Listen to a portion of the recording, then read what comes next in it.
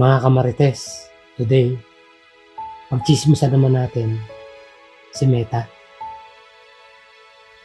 Pagtsismisan natin yung napakalaking scam na ginagawa niya sa atin.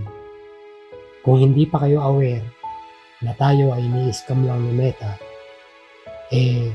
panoorin niyo itong video na to at i-share niyo para maging aware naman yung iba.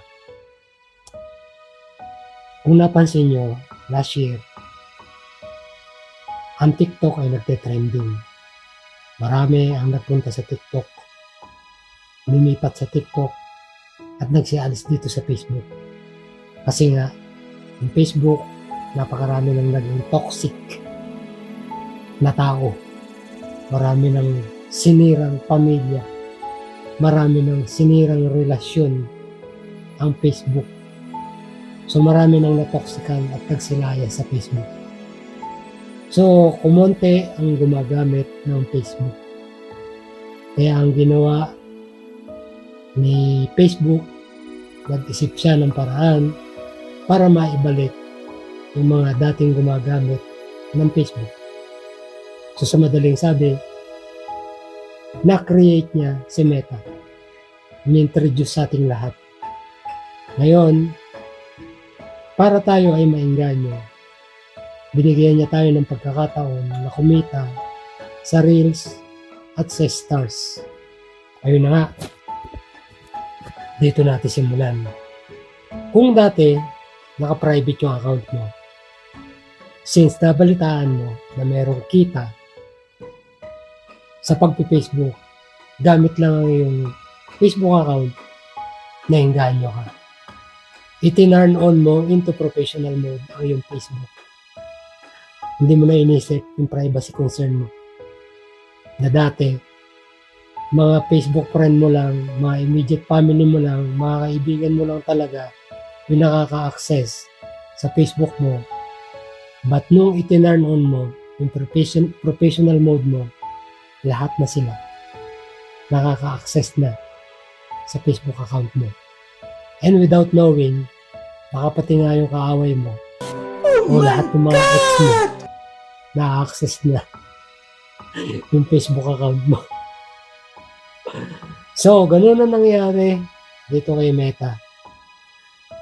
But, nung una pa lang na inopen niya to, ay binigyan niya tayo ng privilege.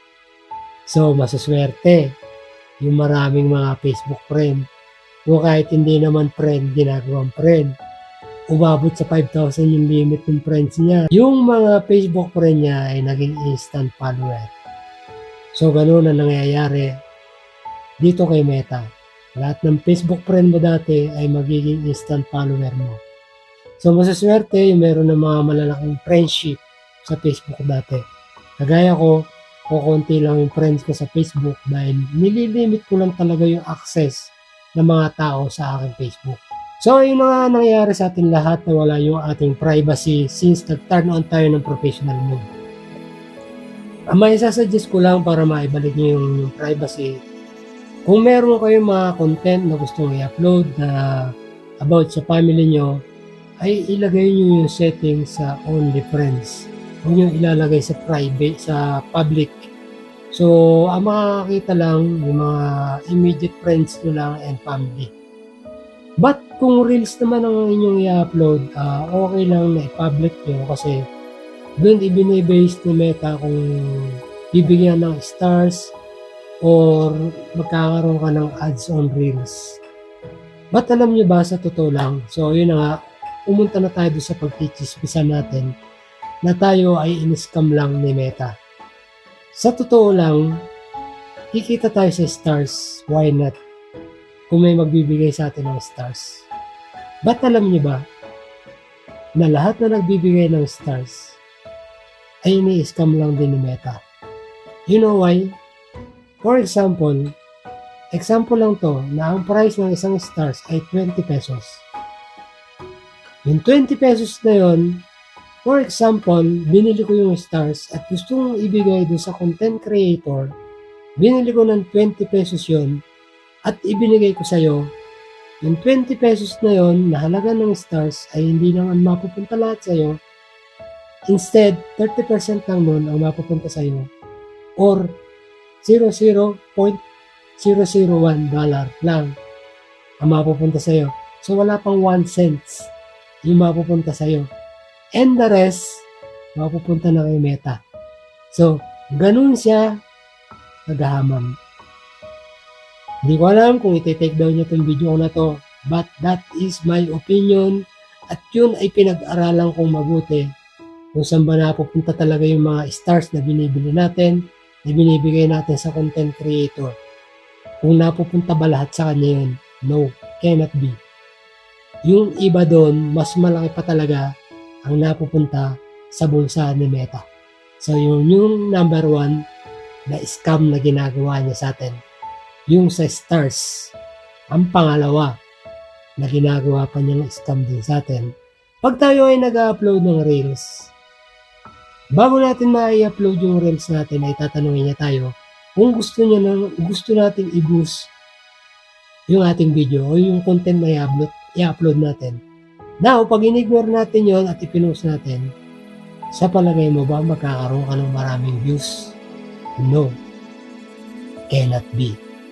Hindi gagawin ni Meta yon unless magbo-boosting ka ng ipinost mo.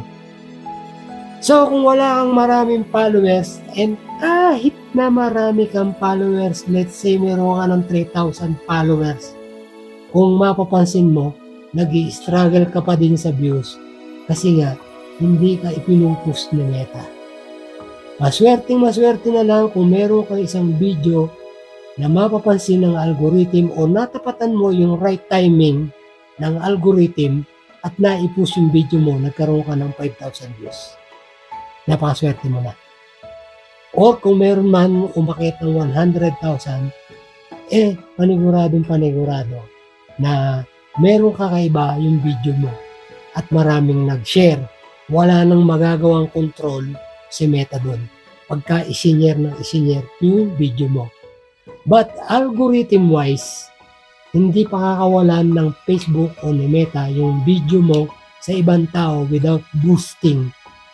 Kahit sabihin pa na sumusunod ka sa proper algorithm, meron kang right timing at hindi ka nawawalan ng post araw-araw, hindi pa rin ipupush ni Meta yung mga content mo. Otherwise, magbo-boosting ka. Ngayon, maraming pumapatol sa pagbo-boosting. Yun yung mga company o yung mga business owner na gusto nila na mapansin yung mga product nila. Ba't tayo ng mga normal na tao lang, bakit kailangan tayong mag-boost para sa ating reels? Ang gusto natin kumita, hindi gumastos. So yun ang ginagawa ni Meta, ini-scam niya tayong lahat ng mga nasa Facebook, na mga naka-professional mode, na wala tayong alam-alam dahil ang gusto lang naman natin ay kumita ng extra income. At ang pangatlo, na ini-scam niya pa rin tayo. Kung napapansin nyo, ang Facebook. Hindi nagbibigay basta-basta ng verified account ang Facebook. Napakarami niyang hinihinging requirement bago ka magkaroon ng blue check. Kung ikaw ay hindi isang politiko, kung ikaw ay hindi isang artista, kung ikaw ay hindi isang malaking vlogger, hindi ka basta-basta makakakuha ng verified account galing kay Facebook. Ibinebenta na niya kahit kanino yung verified account. Kung meron kang pambayad, magkakaroon ka na ng blue check sa iyong account. Ngayon, kung bibigyan ka niya ng verified account, dahil may katuturan yung mga Facebook, yung mga content mo dito sa Facebook, malabong mangyari yun. Ang binibigyan niya lang talaga ng free, ewan ko kung free pa din until now, ayun na nga mga nasabi ko. Kung di ka politiko, kung di ka artista, at kung di ka malaking content creator, hindi ka magkakaroon ng blue badge dito sa Facebook. Kaya kung ako sa inyo, i-PM nyo na ako. Mag-create na kayo ng inyong mga TikTok account. Dahil sa TikTok, kikita kayo nang walang hihingiin sa inyo kahit anong amount, na walang hihingiin sa inyo kahit 5, na magkakaroon kayo ng kita sa pagtitiktok.